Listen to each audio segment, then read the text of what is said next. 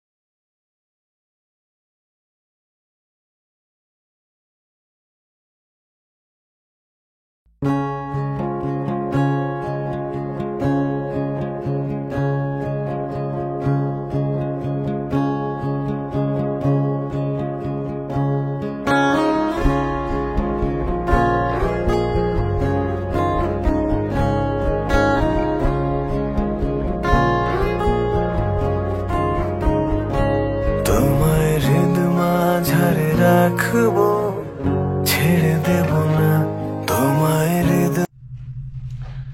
So guys, আজকে ক্যালগারিতে হচ্ছে গিয়ে 7ম দিন। আজকে রাত 11:50 ফ্লাইটে আমি টরন্টো ব্যাক যাচ্ছি। So yeah, it was one nice vacation, a nice break. তো এই ভিডিওটা এরকম পডকাস্ট টাইপ ভিডিও কেন বানাচ্ছি? এই পডকাস্ট টাইপ ভিডিও বানাচ্ছি এই জন্য যে, তো আমার মাঝে অনেক গ্যাপ গেছে, ভিডিও বানাইনি। তারপরে দেখছি যে কেমনে জানি আমার ইউটিউবে সাবস্ক্রাইবার বাড়তেছে। খুবই উইয়ার্ড, আমি খুবই উইয়ার্ড কন্টেন্ট বানাই, ঠিক মতো ব্লগে কথা বলতে পারি না, বাট স্টিল মানুষজন দেখলাম যে বিয়ে দিতেছে, যেন সাবস্ক্রাইব করতেছে, আবার কমেন্টও করতেছে যে কিপ মেকিং ভিডিওস। আর আমার অল টাইম সাপোর্টার আম্মা তো আছেই। তো আজকে স্যাড লাগতেছে বিকজ লাস্ট 1 সপ্তাহ খুবই খুবই খুবই আরামে গেছে।